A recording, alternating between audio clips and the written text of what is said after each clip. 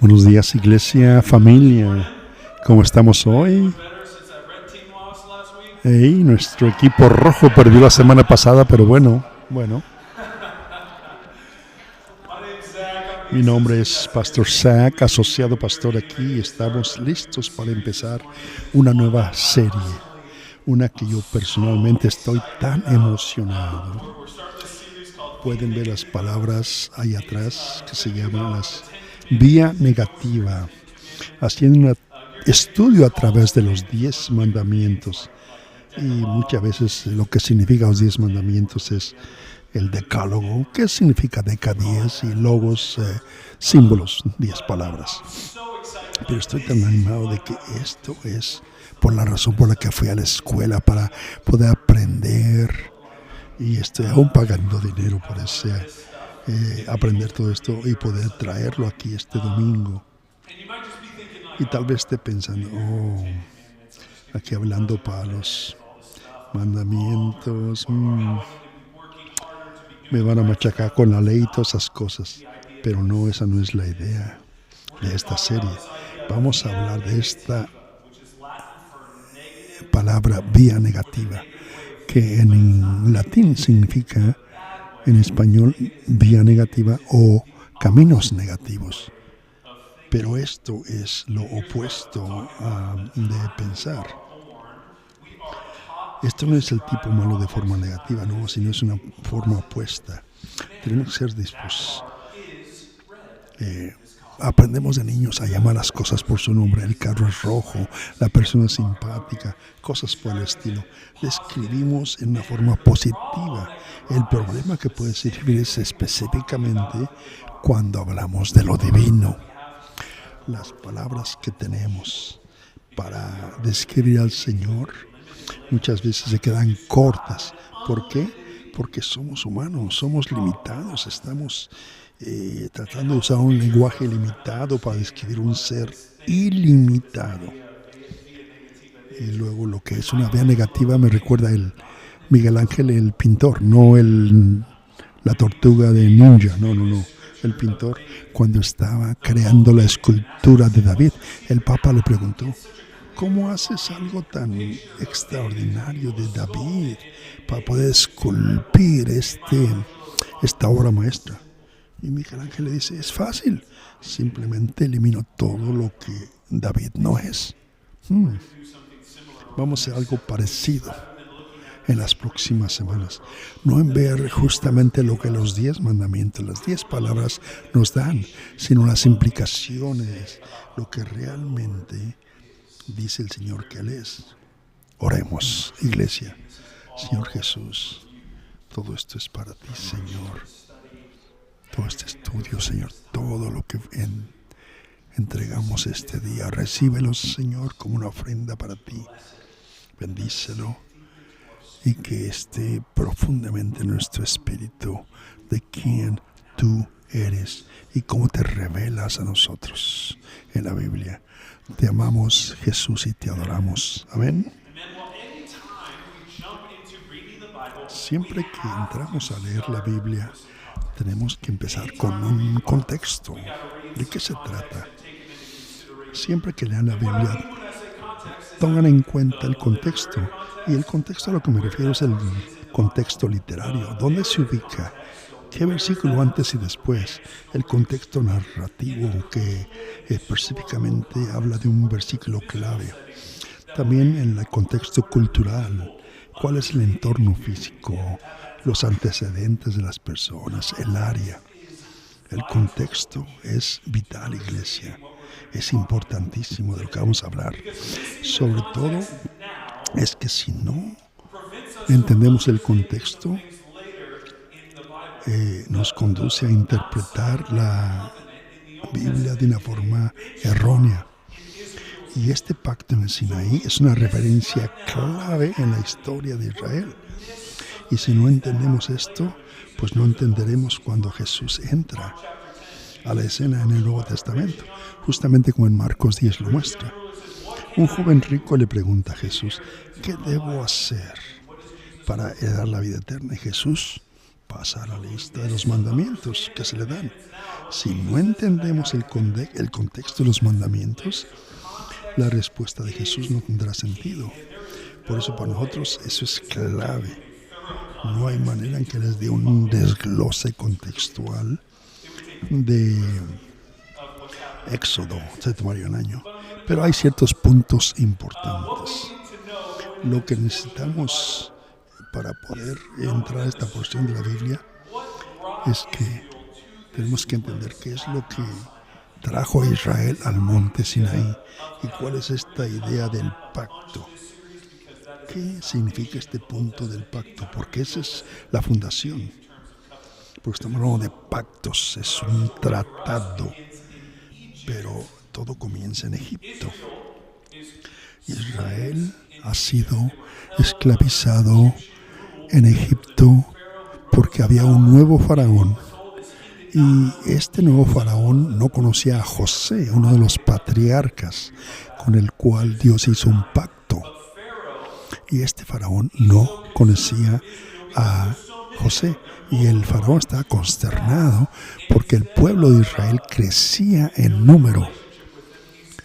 Y tenían miedo de que ellos se levantaran contra el faraón. Y por eso los puso a trabajar.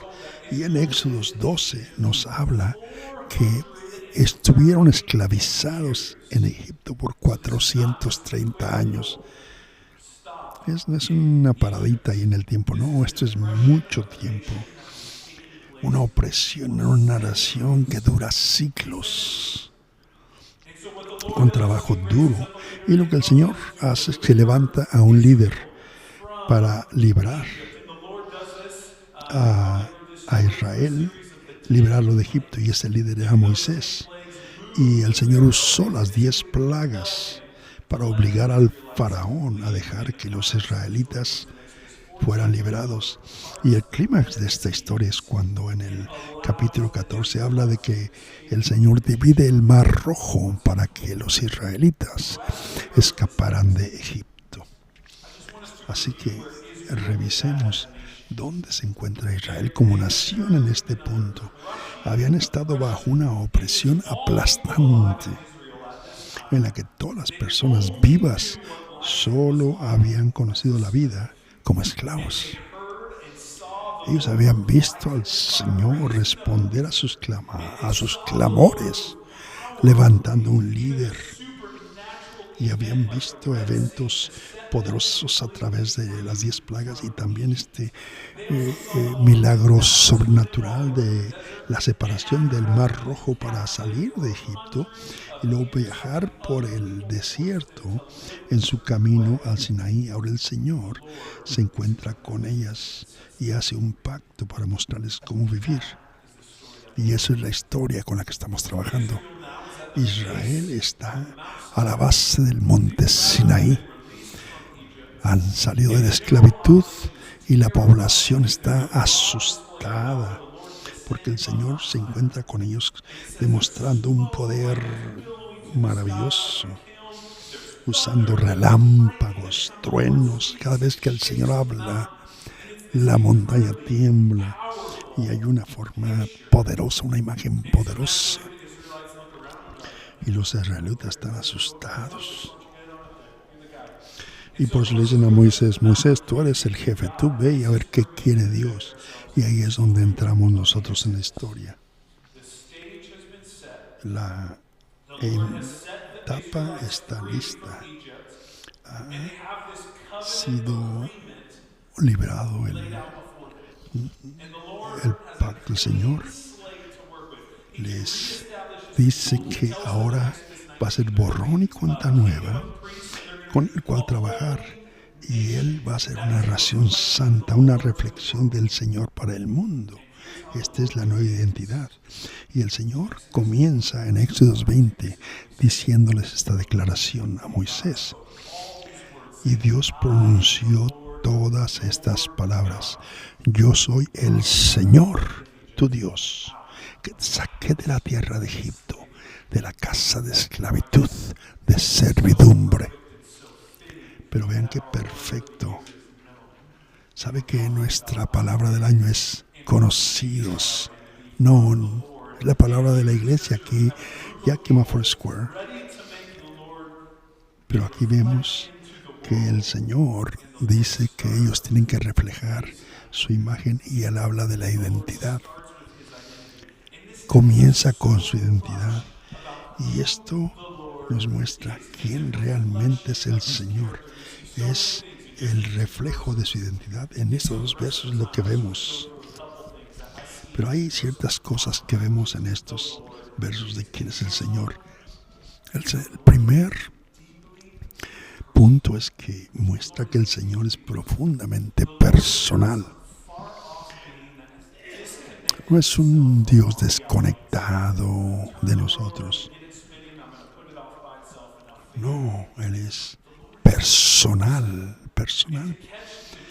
Y para captar la importancia de esto aquí, la palabra hebrea para Dios es Elohim. Digamos, Elohim.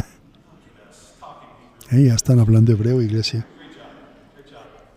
Elohim, esa palabra, es un título. Una palabra que dice Dios, no es el nombre de Dios, es un título de quién es, de qué es, no de quién es. Es la palabra que describe lo divino.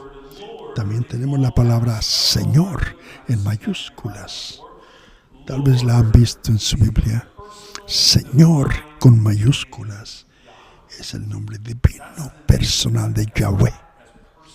Es su nombre de quien Él es realmente. Y también se le llama que son las 4 letras en hebreo de Yahweh, sin vocales. ¿Y por qué? Es porque los israelitas honraban ese nombre sagrado de Dios y no querían decirlo en voz alta o que alguien blasfemara. Ya por eso no decían Yahweh, sino decían Adonai. Entonces, cuando las Biblias fueron traducidas al español y en lugar de deletrear el nombre divino, se tradujo como Señor, con mayúsculas. Y ahora es el nombre personal, Yahweh, dado a los israelitas. Ahora este nombre Yahweh es una combinación de tiempos, es amontonados en el pasado, el presente y el futuro, en todos los sentidos. Es una sola palabra y es difícil traducirlo como yo soy, aunque así lo hemos visto en la Biblia, pero una comprensión más completa que es yo soy, significa soy y seguiré siendo lo que soy y siempre lo seré. Eso es lo que el nombre Yahweh significa. Yo soy, pero en sí quiere decir soy, seguiré siendo y siempre lo seré. Y lo que capta esto, tenemos que entender esto, porque cualquier carácter, cualquier atributo que Él muestra, Él es eso. Él es eso que muestra. Él define lo que esa cosa es en su ser y en su carácter. Y siempre lo será.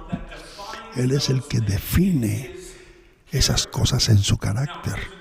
Un ejemplo. Por ejemplo, Yahvé muestra misericordia. Él no solamente muestra misericordia, Él es misericordia. ¿Me entienden, iglesia? No solo muestra misericordia, sino que Él es misericordia. Es la encarnación perfecta y la forma más pura de misericordia en el universo. ¿Por qué? Porque Él es el que lo creó. Cuando muestra que Él es misericordioso, Él es misericordia.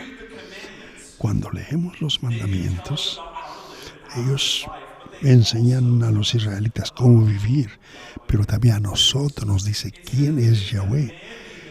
Y en lugar de simplemente exigir que los israelitas lo sigan sin cuestionarlo, no, los invita a una relación de pacto, una relación súper personal.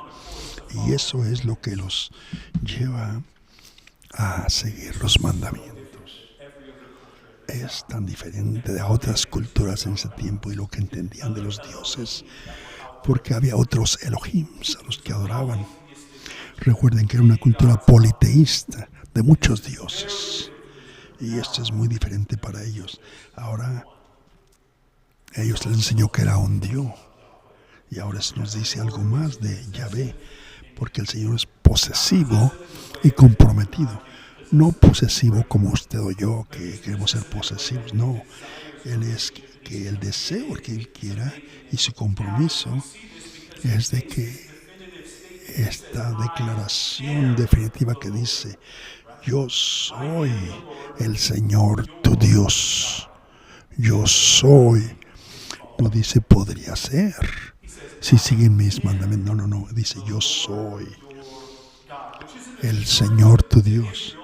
Y este es parte del acuerdo de este pacto. Esta es una seguridad para Israel mientras recordamos. Él siempre continuará siendo ese. ¿Me siguen, iglesia? Cuando usted o yo decimos esto, no es cierto. Porque como humanos de veces no somos quienes decimos que somos. Puede ser agradable de vez en cuando, pero de vez cambiamos. Puede ser controlados en ciertos momentos, pero no siempre estamos bajo control. Pero Yahvé siempre es. Él es quien Él es y continuará siendo quien es para siempre. Él se define a sí mismo como el Dios de Israel.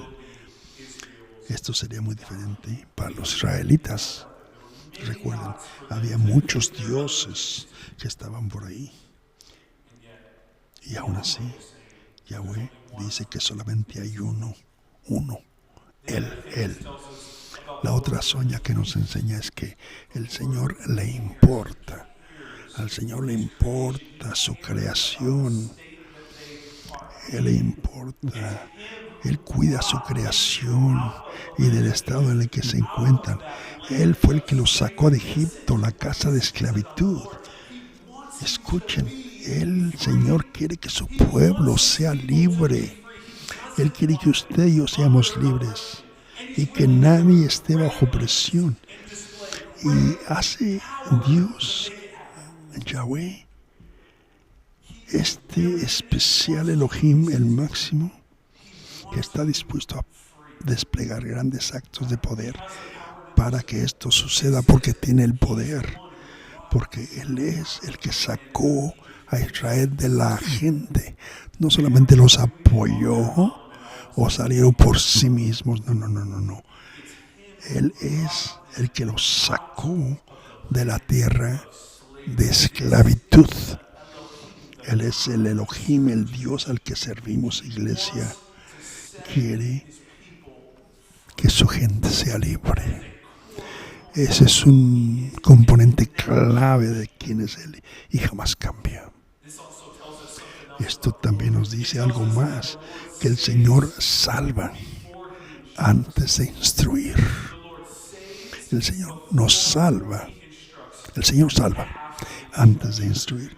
Y tenemos que entender esto. Tenemos que cambiar un poquito nuestra reconfiguración, nuestro pensamiento para lograr esto. Porque esto cambiará la forma en que compartimos. Y es que los mandamientos no eran una forma de salir de Egipto. No. El Señor no se los dio para sacarlos de Egipto.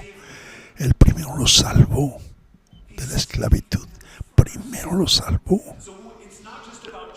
Es no solamente tratando de hacer las cosas más o tratar de hacer lo que el Señor. No, el Señor los salvó primero y luego los trajo a esta vida. Y es la vida de acuerdo al Señor. Es como un medio para vivir una vida de acuerdo, que es la verdadera libertad. Pero primero los salvó. Ese es quien es Él.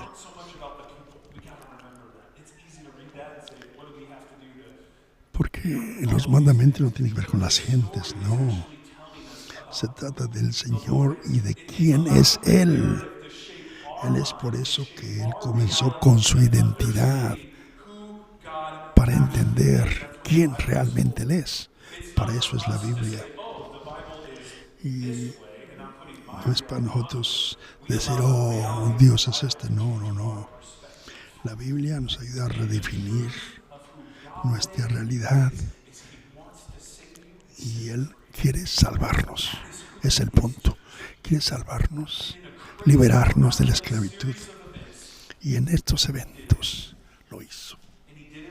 Y lo hizo yendo a la cruz. Yahweh fue a la cruz y dio su vida para morir por nosotros. Y ustedes tal vez digan, oye, ¿sabe que no fue Jesús el que fue a la cruz? ¿Que no fue Jesús el que fue a la cruz? Claro que sí. Pero déjenme mostrarles algo. En Corintias dice que porque hayan sido llamados dioses en el cielo o en la tierra, como en realidad hay muchos dioses y muchos señores con minúsculas. Sin embargo, para nosotros solamente hay un Dios, el Padre, de quien todas las cosas son y para quien existimos, y un solo Señor, Jesucristo, por quien son todas las cosas. Hay solo un Dios, un solo Dios y Padre, Yahweh. ¿Y quién es Él? Jesucristo, por quien son todas las cosas y por quien existimos. Aquí vemos, iglesia, Pablo, quien escribió esto, fue fariseo en un momento de su vida, y eso significa que entendía muy bien la ley. Y leemos esto. Tal vez hay otros dioses por ahí, pero en realidad solamente hay uno. Un solo Elohim, es el Padre. Pero tenemos también un solo Señor, que es Jesús. ¿Qué significa esta palabra? ¿Es el Padre o es Jesús? Sí. ¿Sí? La respuesta es sí. Es ambos. Pero ¿cómo funciona esto? ¿Cómo Él puede ser el Padre, pero Él es el Hijo, pero es el mismo? La respuesta es sí. Él dio de sí mismo. Y tomando las palabras del mismo Jesús en Juan 10:30, cuando habla con otros judíos que lo rodeaban en el templo y le preguntaban a Jesús, si realmente eres el Cristo, el Mesías realmente, el prometido, dánoslo a saber claramente. No más historias que no entendemos. Dinos, ¿tú eres el Cristo? Y Jesús le respondió, yo soy el Padre. El Padre y yo somos uno. Iglesia, Jesús es Yahweh, nuestro Dios. Y la razón es porque todo lo que vemos a Yahweh en el Antiguo Testamento es lo que vemos en la vida de Jesús. Y si Jesús es Yahweh, nuestro Dios, esto significa que todo lo que vimos que hizo en el Antiguo Testamento para sacarlos del éxodo, lo que vemos, cómo los sacó a la esclavitud hasta que Él fue a la cruz. ¿Saben por qué? Porque Él está cumpliendo con la parte de su pacto, porque Él es quien es y continuará siendo para siempre. ¿Y quién es? Es que quiere liberarte, quiere liberarnos de vergüenza, de esclavitud, de opresión. Ese es el Jesús que servimos. Es el Señor que quiere liberarte. Él se preocupa de dónde estás en tu vida y no quiere que te quedes ahí. Y puede ir a grandes pasos para lograr esto. Ese es Jesús. Ese es Yahweh. Es el Dios al que servimos. No hay nadie más. Es Jesús. Oremos, iglesia. Señor, te damos gracias de cómo tú, Señor, nos enseñas cómo entenderte, cómo tú te revelas a nosotros, Señor.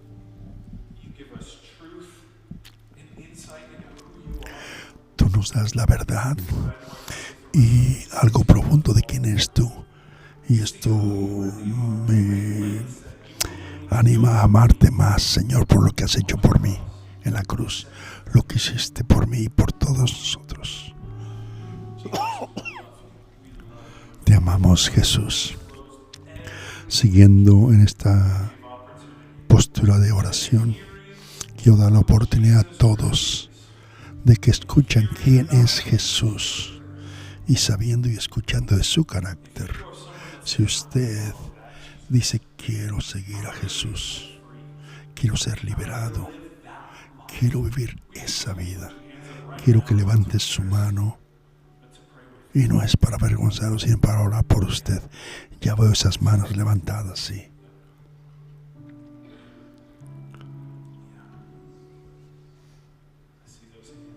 Veo esas manos levantadas. Gracias, Señor.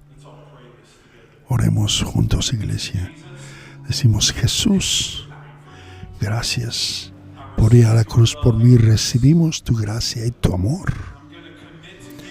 Y me comprometo a entregarte mi vida. Escojo vivir para ti de aquí en adelante, por siempre, Señor. Soy tu nueva creación. Jesús, te amamos y todos decimos amén, amén.